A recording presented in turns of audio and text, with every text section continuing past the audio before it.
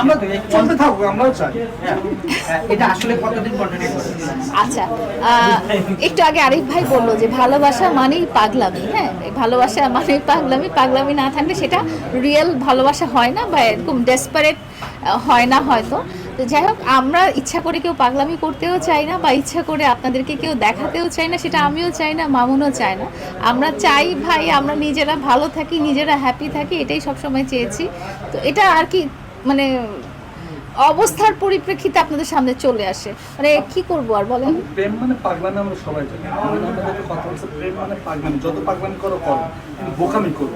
আপনি কোনো বোকামি করে ফেললেন কি? হতে পারে আমি আমি বোকামি করে ফেলেছি, বা খুবই ইমোশনাল একটা ব্যাপার, আর আমার কাছে খুব ভালো লেগেছে ব্যাপারটা। কারণ হচ্ছে যে এটা আমরা কখন, এটা আমাদের মনে হয় দেশীয় একটা কালচার হতে পারে, যে যখন আমরা চাই যে তার উপর কোনো বালা মুসিবত বা খারাপ